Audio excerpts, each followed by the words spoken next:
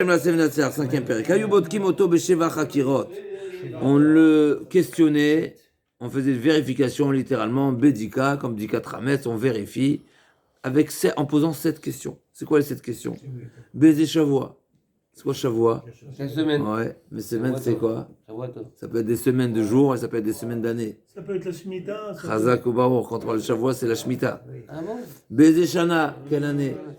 Baiser Chodesh, quel mois? Toute la semaine, moi. On y arrive, Shavua, c'est Shavua. Excusez-moi.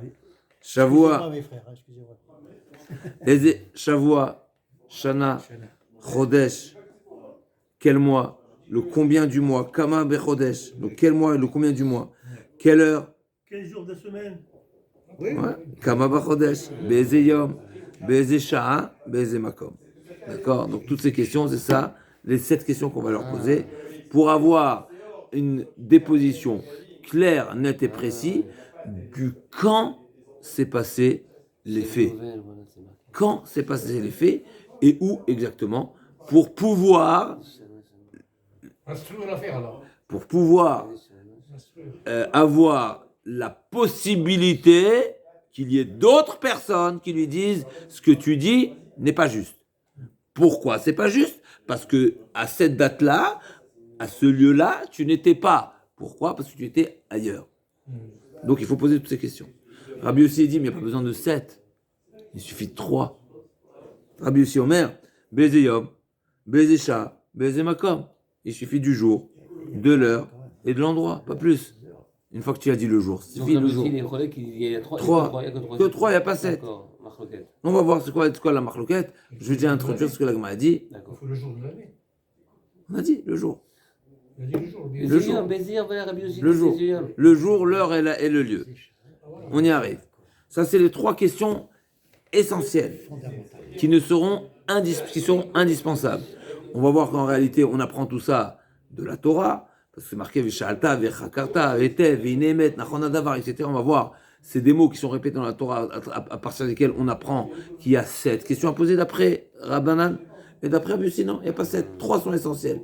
Donc d'après Rabbanan, dans tous les cas, on les pose, même comme on va voir dans la Gemara, a priori, quelqu'un qui vient dire, ben, il a tué aujourd'hui, il a volé aujourd'hui, il a violé aujourd'hui, il a transgressé Shabbat hier. Mais il n'y a pas besoin de poser quand, quelle année, quel mois. Je t'ai dit hier. Ouais, c'est tout frais, quoi. Oui, on sait que Shabbat, c'est pas. Oui, c'est pas ça le point.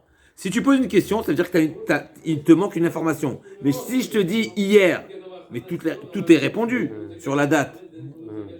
T'as pas besoin de me demander quelle année de la Shemitah on est, quelle année on est, 5785. Ah, c'est je ça te qui dis dit hier, Rabbi c'est Yossi, hier. c'est Rabbi Yossi. Razakoubor, donc c'est Rabbi Yossi dit, un témoin, quand on vient témoigner, mais on n'est pas forcément amené, le Bedi n'est pas forcément amené à poser toutes ces questions, parce qu'il va lui dire, les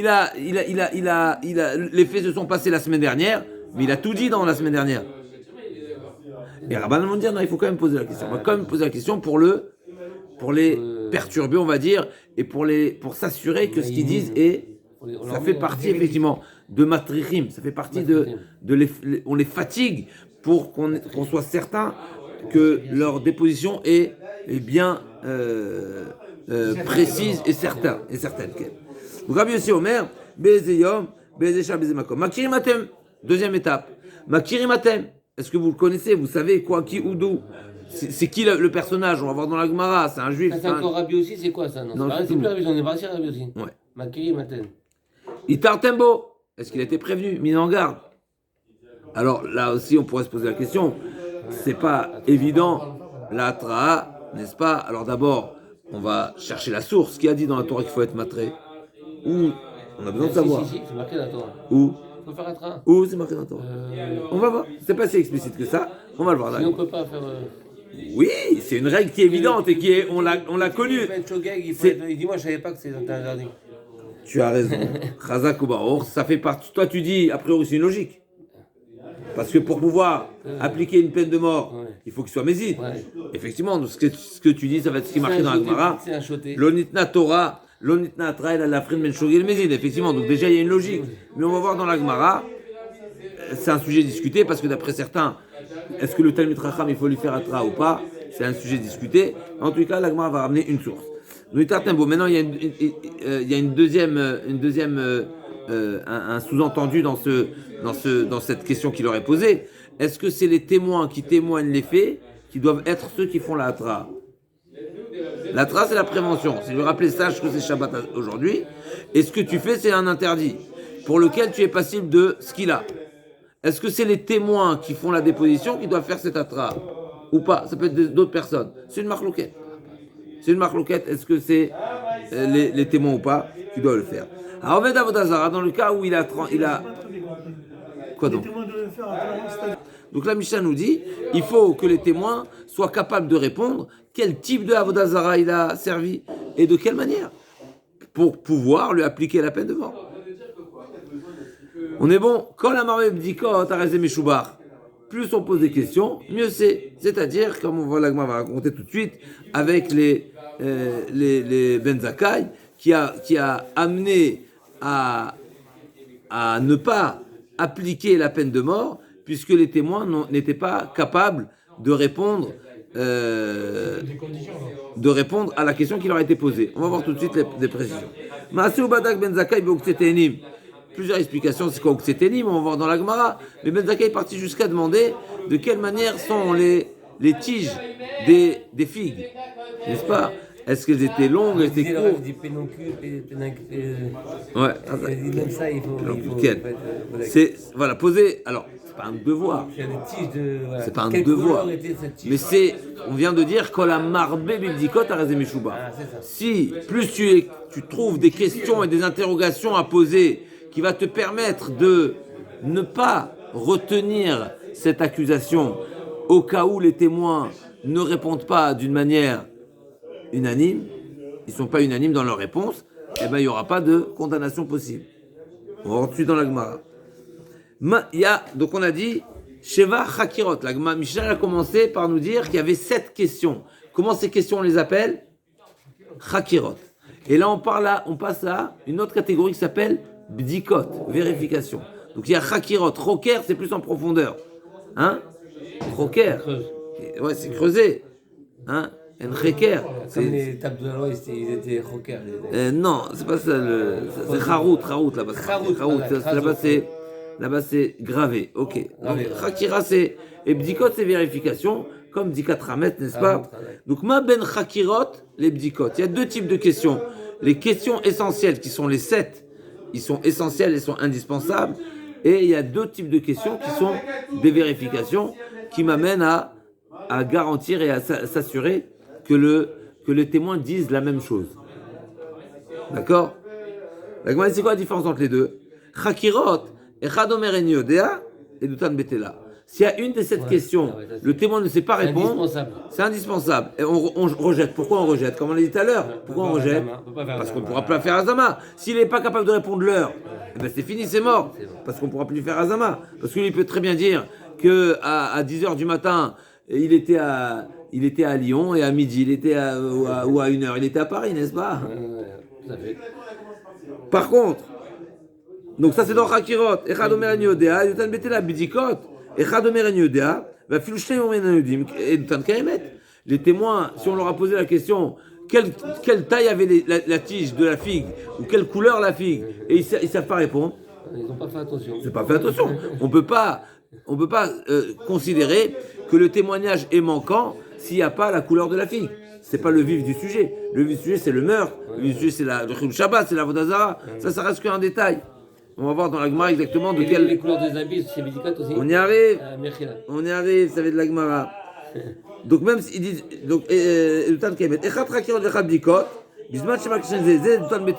par contre, que ce soit pour n'importe quel type de question, s'il y a une question qui a été posée, même si c'est une question qui n'est pas indispensable, par exemple, comme on a dit, de quelle couleur étaient les figues, la tige de figue ou la taille de la tige de la figue, tant qu'ils ils peuvent dire on ne sait pas, mais si les deux ils ont répondu et leur réponse n'est pas cohérente, n'est pas identique, on jette. Ça s'appelle une akracha, ça s'appelle une discordance. Ça s'appelle une discordance. Discordance. Akracha, c'est une. Ils se contestent, exactement. Ils se contestent et donc elle est jetée à la poubelle. Donc pour que le témoignage soit retenu, il faut vraiment que j'ai 2 versions exactes. d'abord, certaines questions, il faut les répondre. Si tu réponds pas, c'est à jeter. Les autres questions, ils peuvent ne pas répondre, mais s'ils répondent, il faut qu'elles soient identiques. La Mishnah va nous donner des exemples. Maintenant, c'est des exceptions. Donc, quelqu'un il dit on était le 2 du mois. Et l'autre témoin dit on était le 3 du mois. Est-ce que c'est un problème ou pas? La Gemara dit non, c'est pas un problème. Pourquoi? Chez Yehuda Bibor Shel Ibor HaChodesh, il peut faire une erreur de calendrier. Pourquoi? Il n'y a pas de calendrier, qu'on appelle ça, défini et édité à l'époque, n'est-ce pas? Donc tout dépendait du jour où les témoins vont venir déclarer que c'est le Rosh Chodesh. Donc maintenant, il y a des personnes qui étaient au Beta Knesset, ils ont entendu quand est-ce que le Rosh Chodesh a démarré. Et il y en a qui peuvent être, qui ont manqué d'être au rendez-vous, et donc ils ne savent pas quand est-ce que le Rosh Chodesh a commencé. Et donc ils pourraient ne pas savoir le combien du mois on est. Donc lui, il a supposé qu'on était le 2, alors qu'on est le 3, ou vice-versa. Parce qu'il a pensé que le mois, il allait être malé, il était chasser, ou vice-versa. Il pensait qu'on allait être un mois de 29 jours, alors que c'est un mois de 30 jours. Donc s'il y a un jour de décalage, et bien sûr c'est seulement dans les premiers jours du mois, parce qu'après le 15 du mois, tout le monde sait déjà rétroactivement quand est-ce que le mois a démarré, a débuté. Mais en tout cas, dans les premiers jours du mois, l'erreur est tolérable. Parce que c'est quelque chose où pas tout le monde sait. Donc c'est pas une hakracha. C'est pas une... Bien sûr, il y a une autre... donc la date n'est pas forcément une akracha, mais il y a aussi un autre élément qui va prouver qu'il y en a un qui fait erreur, tout simplement parce que les deux ont dit le même jour de la semaine. Si on a dit lundi, n'est-ce pas, c'était quand Rosh Chodesh? C'était jeudi, vendredi, Shabbat, dimanche, lundi. Donc on est le 5.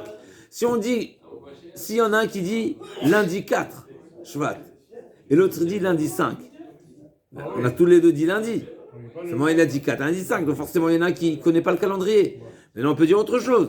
Non, en réalité, on aurait pu supposer autre chose. Que tout le monde est baki dans le calendrier. Et ils ont deux erreurs ici. En réalité, quand un il a dit 4 et 5, c'est parce qu'il a fait erreur. C'était pas lundi, c'était mardi. Donc on aurait pu dire que leur témoignage n'est pas retenu. La Mishnah nous enseigne ici que dans le cas où ils ont dit le même jour de la semaine, on considère que leur erreur est une erreur acceptable, tolérable, parce que pas tout le monde n'est compétent dans la date. Pourquoi? Parce que tout simplement, il a pu ne pas... Voilà, non, parce qu'il n'était pas programmé. C'est ça. Le Rosh Chodesh, il dépend... Donc les premiers jours, pas tout le monde a l'information. C'est beaucoup plus difficile. Exactement. Comment il faisait pour... Il fallait être connecté, exactement, Chazak. Il ne fallait pas manquer à la connexion. Chazak au Baruch. Donc, pourquoi chez Yehuda Bibor Shel Chodesh, chez Yehuda Bibor Shel Chodesh. Par contre, Zeomer Bishlosha et Zeomer Bechamesh, s'il y a deux jours de décalage, là on dit que c'est une vraie erreur, et donc c'est une akracha, et donc Edutan Betela.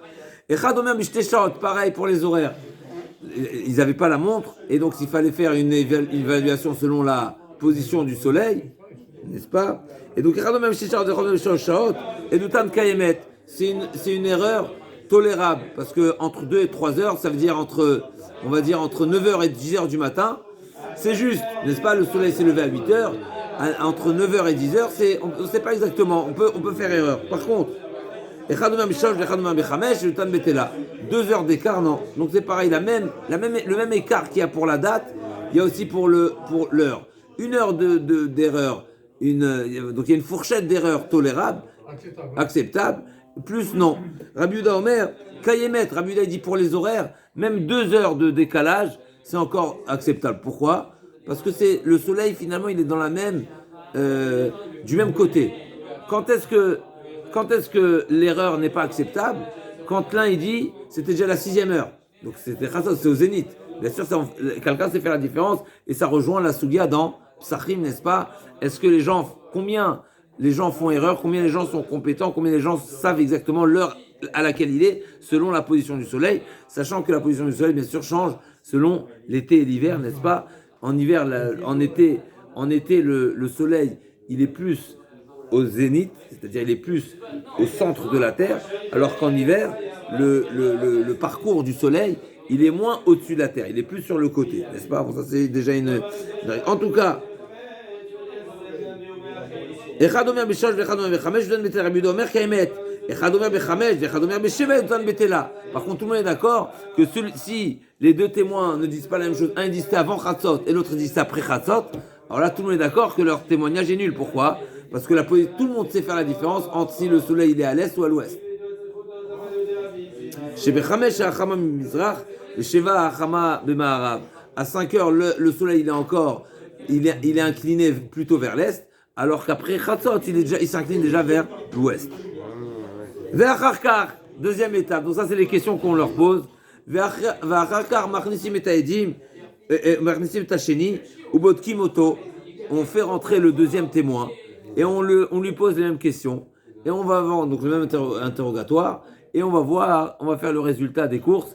Est-ce qu'ils ont répondu exactement pareil ou pas? Bodkim oto emitsu devient mechovanim potrim bisrout. À ce moment-là, si effectivement ils ont tous répondu pareil, c'est vraiment égal, les réponses sont identiques, ou bien, comme nous avons dit, il y a certaines questions pour lesquelles on peut répondre je ne sais pas, mais ne pas dire faux, ne pas être en phase. Alors potrim bisrout, ça on avait déjà vu, la mitzvah sera de démarrer par la défense. On avait dit plusieurs avis, c'est quoi la défense? D'après certains, c'est tout simplement, d'après Abaye Verava et si je ne me trompe pas, Rébi également, là je m'avais amené un appui, c'est qu'on va dire à l'accusé, si t'as pas tué, t'as pas de quoi craindre. On ne tue pas ici des innocents, n'est-ce pas? Donc c'est une manière de démarrer par la défense. C'est quoi? C'est en fait le jugement il commence bisrout, c'est-à-dire de disculper et on s'inquiète pas. Qui c'est qui parle quand on dit Poutrin bisrout? Les Dayani. Pour le grand Dayan. Alors on avait vu, tout le monde peut commencer, mais il faut commencer bisrout. On démarre la séance là. Le plus âgé peut-être. Non, le moins âgé peut-être. Parce qu'on a dit qu'il y a des. C'est un autre sujet. Ça on a déjà vu effectivement. Parce que c'est pas le premier, c'est pas le plus âgé qui va commencer dans le dîner des fachos, parce que s'il commence par une accusation, il y aura un problème. Donc effectivement, c'est une triminatsad.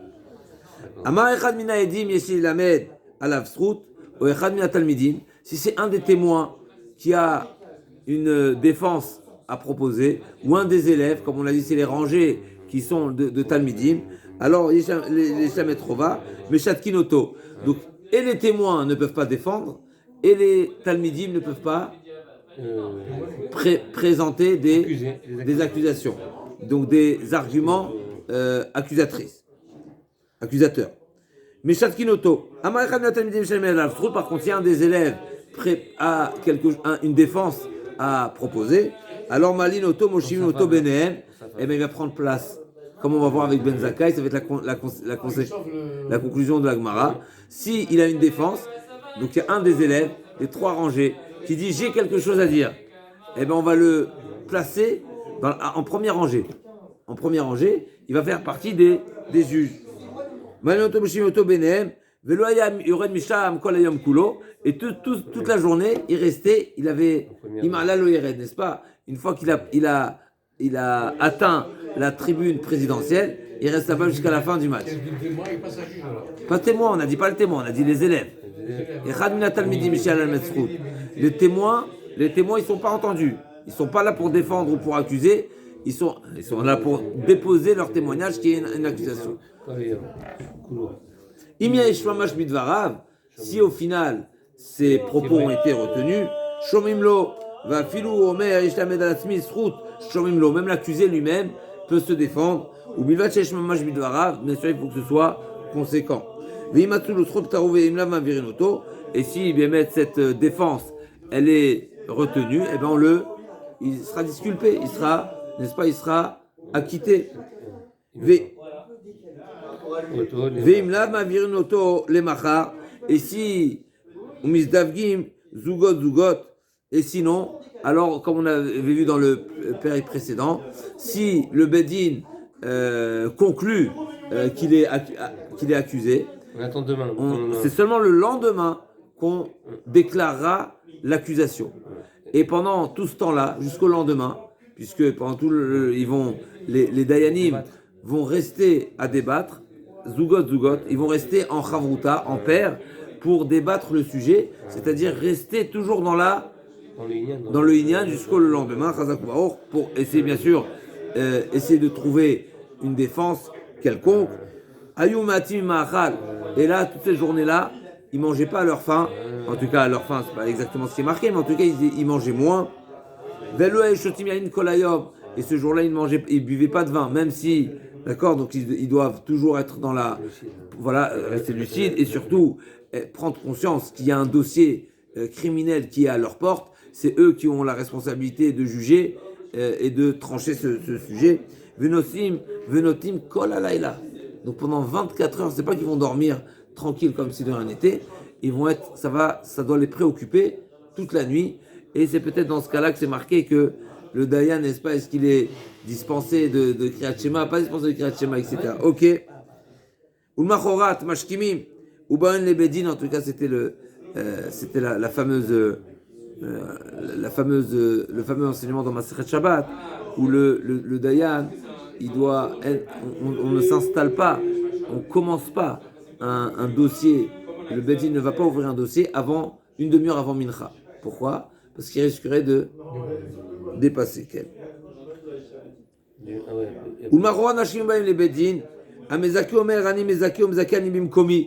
Donc celui qui a défendu la veille, il dit j'ai défendu la veille et je poursuis la défense. Et bien sûr, là il y a un chidouche, c'est qu'il ne pourra pas changer d'avis par rapport à son statut de défense d'hier. Une fois qu'il a défendu la veille, il ne pourra plus accuser. Il rate lui-même Mincha, c'est ça en fait C'était pas le sujet, mais oui, effectivement, bien sûr. Il doit quand même penser à faire Mincha. D'accord. C'est pour ça qu'on ne démarre pas, mais une fois qu'on a démarré, ils sont exemptés. Ah, d'accord. Parce qu'ils sont dans le. Ah, ils sont pas tour de mitzvot. Dès qu'ils jugent, ils sont pas tour de mitzvot. Il est à sous mitzvah, oui, dans certains cas, il pourrait être pas tour. On a vu ça pour ceux qui se réunissaient pour le Hibur Hashana, ok. Donc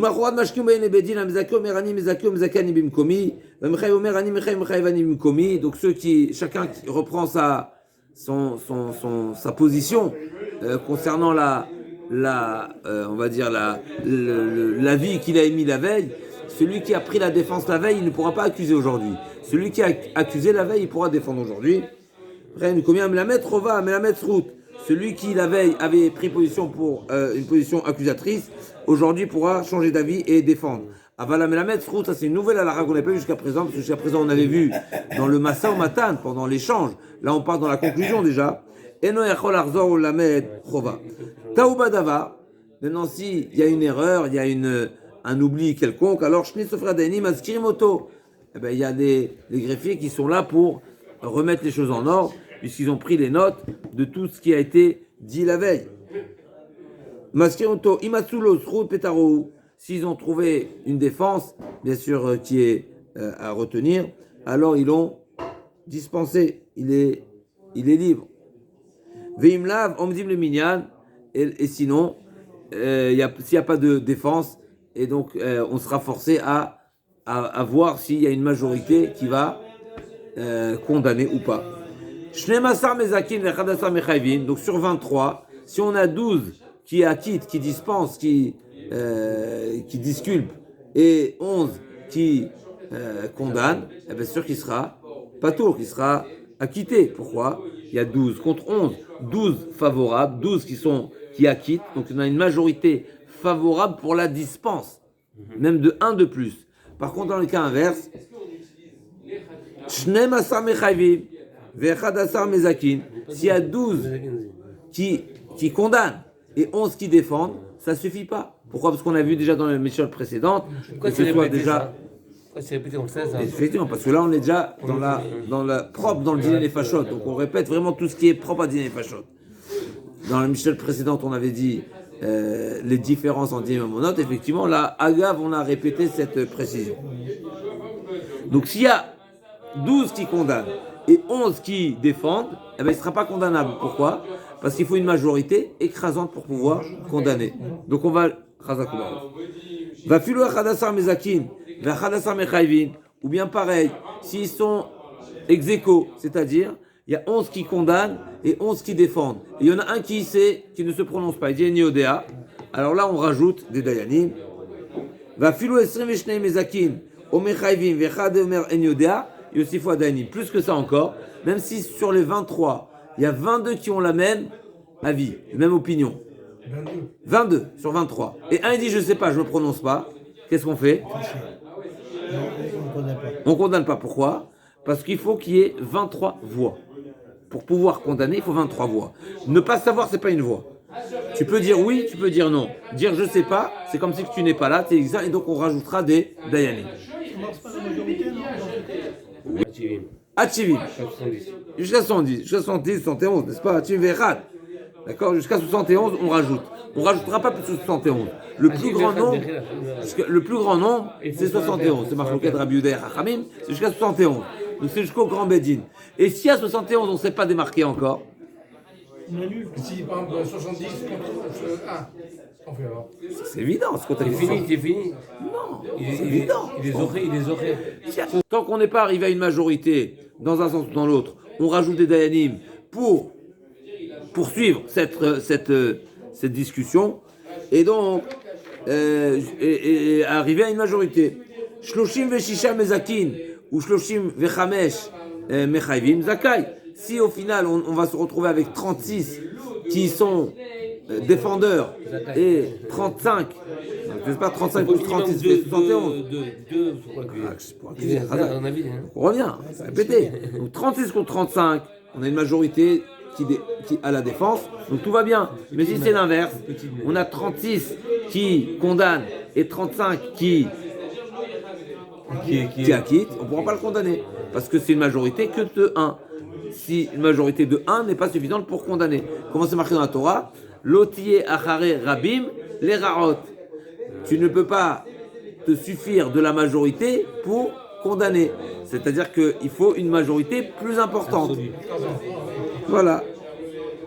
Donc, shloshim vechamisha mechayvim. Shloshim veshisha mezakim, shloshim vechamisha mechayvim zakai. Shloshim veshisha mechayvim ou shloshim vechamisha mezakin. Danin elu keneged elu. Donc, ils vont poursuivre l'échange entre les dayanim. Atire echad min mechavim et divra mezakin. Jusqu'à ce qu'il y en a un des accusateurs qui va se plier et qui va changer d'avis et il va rejoindre le camp des défendeurs. Ah bon? Je là, j'ai pas. À la fin, c'est pas ce qu'il dit là. Shloshim veshisha 36 qui sont mechayvim.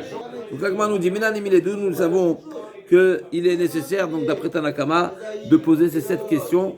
Et les 7 questions, il faut à tout prix une réponse par les témoins. Le témoin ne veut pas dire je ne sais pas quelle date on était, je ne sais pas quelle heure il était.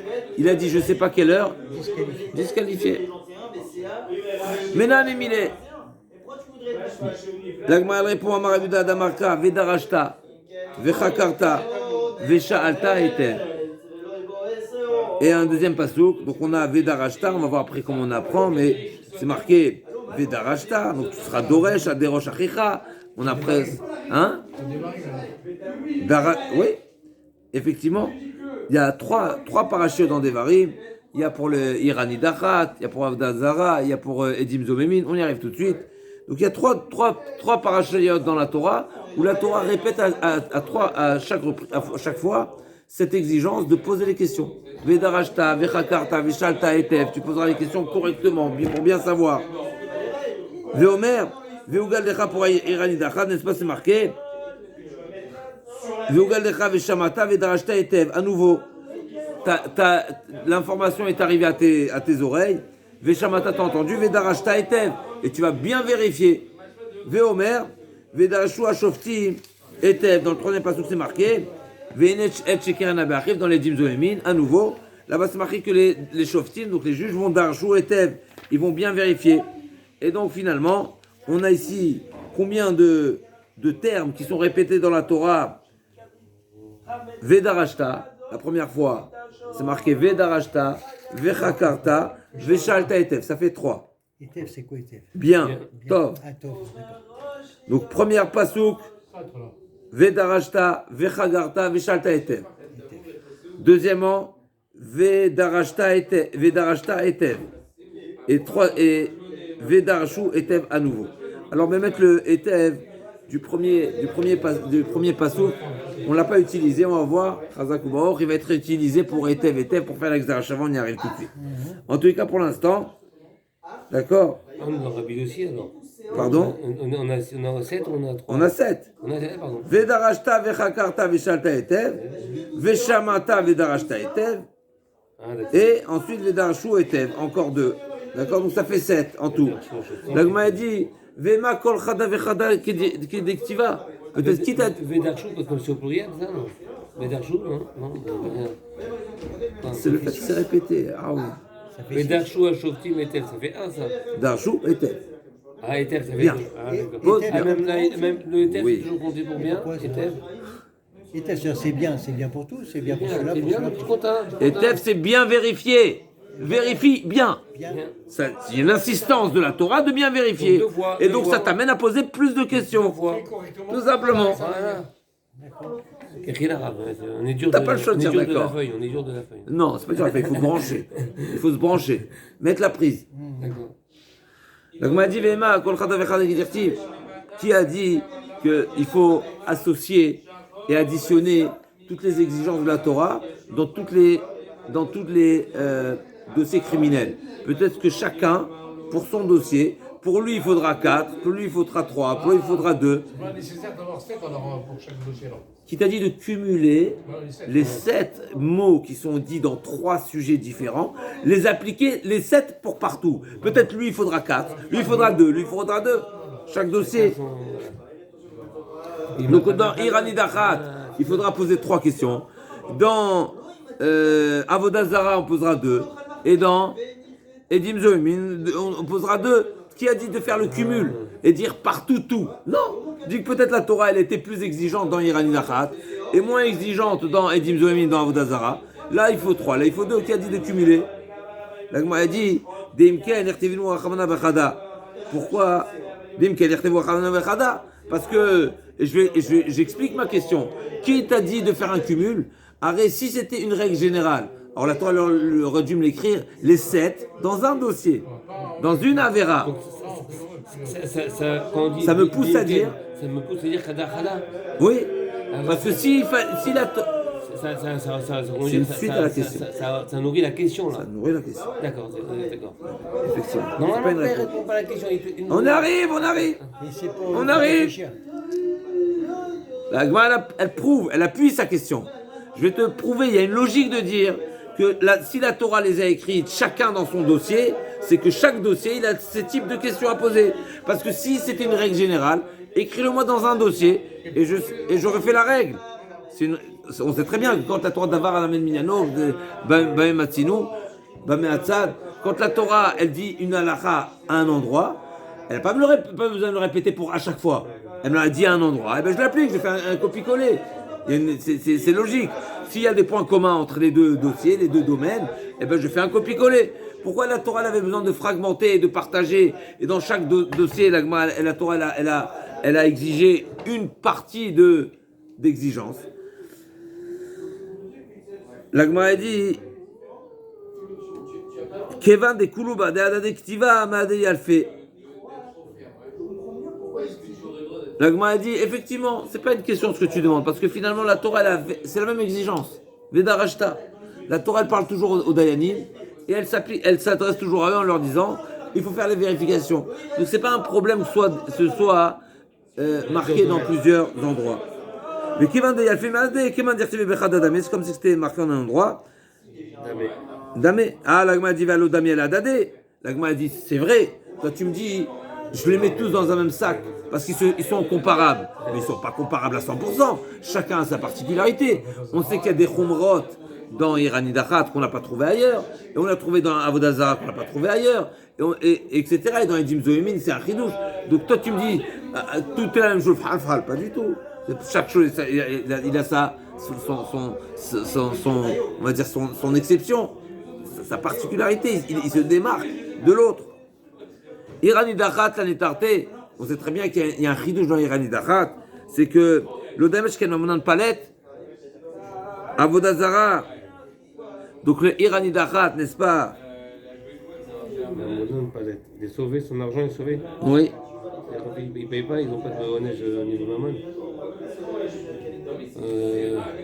Kiblé d'Arabéminé. Non. La Irani Dachat, c'est marqué que toute la ville sera brûlée. On garde rien de la ville. Ah, Alors que pour les autres condamnations, une personne est condamnée, mais ses biens ne sont pas condamnés. D'accord? Donc on voit qu'il y a une khumra dans Irani Dachat qui n'est pas, que j'ai pas trouvé ailleurs. Donc je peux dire que la Torah a des exigences particulières pour Irani Dachat parce que c'est plus rameau, c'est plus sévère.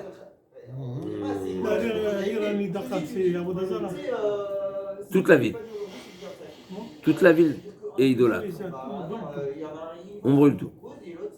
On tue tout le monde à l'épée, on brûle tout. Le Saraf Tabesh. il faut brûler tout Paris alors. Il faut brûler tout Paris. Toute la France. C'est pas Avodah aujourd'hui. Ah, c'est fini Avodah. Tu connais toi? Hein? Je sais pas, des monuments, des choses comme ça. Non? Avodah Zara la Nartarte, l'Odamia, Sheken, le Saïf. Donc, mais alors les églises, même en Irak, c'est plein pas Avodah Zara alors? Il reste des églises, des choses comme ça, des trucs, des zombies. Avodah Zara le Anach, l'Odamia. On ne peut pas comparer la condamnation de Irani Dachat avec Avodah Zara, parce que Avodah Zara, c'est ce qu'il a, alors que Irani Dachat, c'est Saïf, comme on vient de dire, c'est à l'épée. Et Dim Zomi la Nartarte, dans les Dim Zomi aussi, il y a une particularité, quoi? Sheken, c'est Chimatra. Il y a une particularité dans les Dim Zomi qu'on n'a pas trouvé ailleurs. C'est qu'en général, avant de condamner une personne, il doit être prévenu. Le Hedzo même, il a besoin d'être prévenu. Celui qui a fait un faux témoignage. Alors, c'est vrai qu'on était matré, c'est vrai qu'on était méayem, d'accord? Mais il n'y a pas la même forme de hatra qu'on a habituellement sur celui qui transgresse une avéra pour les Edim Zoémid. Donc un témoin, une paire de témoins qui a fait une fausse déposition, n'est-ce pas? On n'a pas besoin de les prévenir. Sache que si tu fais une fausse déposition, on va te faire cacher Zama. On ne fait pas ça. Il est prévenu. N'est-ce pas? Les jurés, c'est des gens prévenus. L'Agmara répond Be'etev etev yalfina nadade. C'est comment on apprend? C'est avec une xerashava. Toi, tu m'as posé une question. Qui t'a dit de faire un mix de tous ces mots-là et de les cumuler et de les additionner? Pour les trois passés, c'est marqué Steph ou donc le passage? Je ne sais pas, je demande. Reprends les passages. Retourne la page, j'ai relu. Vas-y. Lis. C'est marqué quoi? Premier passage, c'est marqué Vedarashta vechakata veshalta etev. Dans tous les passages, c'est marqué. Dans tous les passages. Donc c'est pas une Gezerah Shava, c'est une Gezerah Shava en trois passages. Chazak. C'est rare ça. Chazak. Gezerah Shava a moufné en plus de ça. Et ce mot, il est moufné, ça veut dire qu'il est supplémentaire. Pourquoi? Dilo moufné ikalimfrach. Parce que sinon, on peut poser l'option comme on a vient de poser. Donc on est forcé de dire que il y a des mots, c'est des mots supplémentaires qu'on aurait pu, ils n'étaient pas indispensables, parce que sinon on aurait posé la question comme on vient de poser, que chacun il a sa particularité, donc il faut le répéter.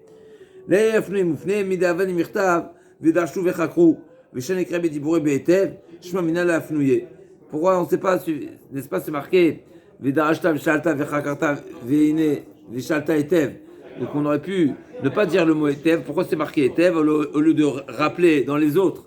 On aurait pu dire, n'est-ce pas, dans le deuxième passage c'est marqué quoi? Il fallait dire. Pourquoi tu me dis Etev? Ou bien pourquoi c'est marqué à chaque fois Etev? Ici, c'est pour ça qu'on l'utilise comme un mot qui est supplémentaire.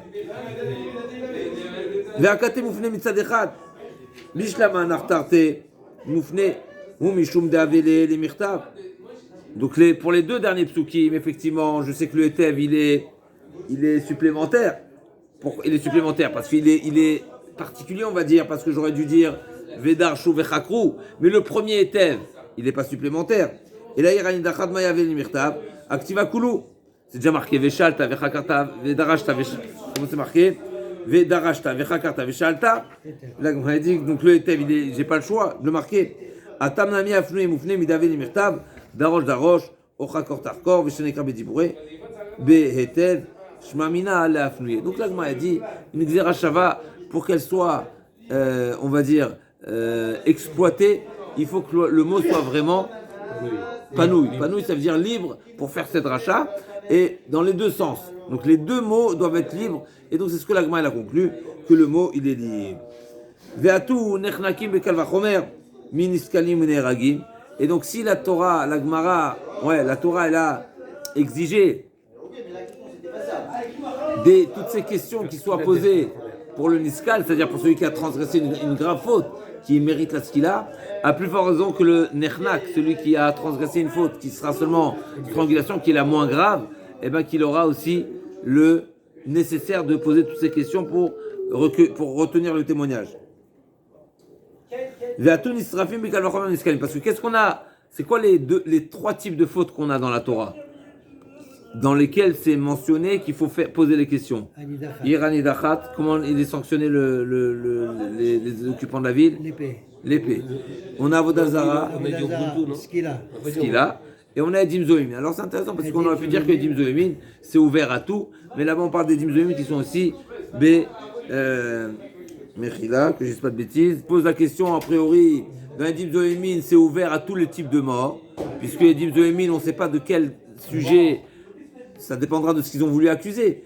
Alors Tosfot nous dit, mais dans la Torah, le Edzomem, il s'applique sur quelqu'un qui a fait un faux témoignage concernant un meurtre. Donc qu'est-ce qu'on va lui appliquer comme peine? Soit saïf, soit le... Saïf. Un assassin, qu'est-ce qu'il purge comme peine? Saïf. Donc l'assassin. Un edzomem, on a dit. L'assassin. Un assassin, oui, on peut lui mettre saïf. On peut, c'est la Torah lui a réservé. Mais pourquoi? Il y a plusieurs... La Torah a réservé pour l'assassin saïf. D'accord. Donc le edzomem de l'assassin, celui qui a... Saïf, c'est tout. Donc le edzomem de la Torah, il a quoi comme peine? Saïf. Même s'il peut avoir edzomem d'autres domaines, un edzomem dans un faux témoignage sur un chayav srefa ou ce qu'il a. Ah ouais, mais le directement on lui fait saïf. Non. Si elle a voulu faire... Non, mais c'est-à-dire en fait, on peut Vous lui appliquer une tu peine... ne suis pas. Je relis la Gemara. Donc la Gemara dit... Anicha le Rabbanan d'Amre skila chamura el Rabbi Shimon d'Amar srefa chamura ma'ikal emar el Amar Rabbi Yehuda ve'ine emet nachon ve'ine emet nachon achad esre. Donc on a d'autres psukim sur lesquels c'est encore mentionné dans la Torah, c'est exigé qu'il fallait arriver jusqu'au bout des vérifications que tout est exact. Et donc on a encore 4 mots et donc on arrive à 11. On a 11. Qu'est-ce qu'on fait avec les 11? Qu'est-ce qu'on fait avec les 11? 7 pour les 7 questions. Oui. On sera kirote pour Skefa. Non. Et là, Marabiouda, Inemet Nachon. Donc, Emet et Nachon, ils sont supplémentaires. Donc, on a 11 mots dans la Torah qui nous amènent à poser les questions. Qu'est-ce qu'on fait avec ces 11 mots? 7 pour les 7 questions. 3 pour faire les 3 mots qui sont nécessaires pour la Xerashava, comme on a dit. Et 1 en plus pour Rabbi Shimon, pour Srefa. Et d'accord, donc on a 3, on a 7, plus 3, plus 1, ça fait 11. Alors, dans tous les cas, on a 11. Alors, donc pour tous les domaines, on a 11. Tu n'as pas entendu. On a 7 mots, on va les exploiter de telle manière. Ouvrez les guillemets. 7 pour les 7 questions. D'accord. 3 pour la Xerashava. Ouais. C'est un moyen d'apprendre. Oui. Et le 11e pour Srefa. Donc en tout, on a combien de questions qui sont posées? 7. Il y a 11 mots pour les 7 questions. La Gemara, elle demande, qu'est-ce que tu me dis, toi?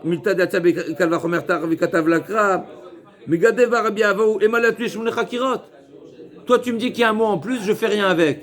Mais peut-être que la Torah elle exige 8 chakirot. Il y a des mots en plus. Mais exploite-le. Et en plus de ça, j'ai une braïta qui nous dit.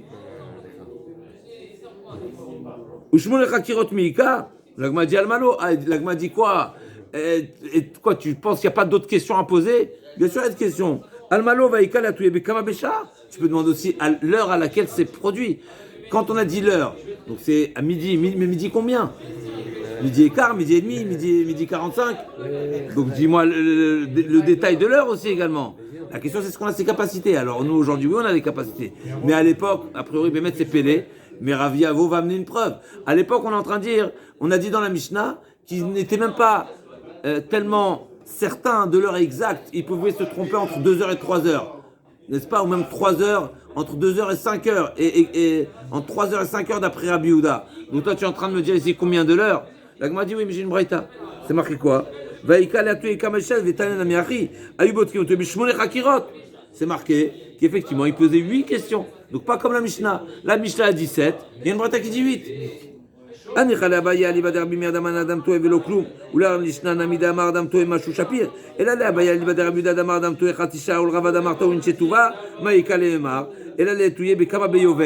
il dit non, pas quelle heure, mais je peux rajouter une autre question. C'est quelle. Cette année-là, elle faisait partie de quel cycle des 7 années du Yovel? Donc le Yovel, c'est des cycles de 7 ans. Nous, on a dit dans la Mishnah, quelle année on est de l'année de la Shemitah? Donc sur les 7 ans, on dit quelle année de la Shemitah? Mais peut-être qu'on va demander aussi le référent du Yovel. Et donc c'est la 8e question. Et donc on va exploiter totalement les mots de la Torah. L'Agma a dit, Bekan Yovel, il nous baisait Shavua. Et là, les atouye baisé Yovel. Veidar, Kevan Damar baisé Shavua. Lobae baisé Yovel. Donc l'Agma a dit effectivement, c'est la question de Rabbi Avaou. Rabbi Avaou n'est pas d'accord avec.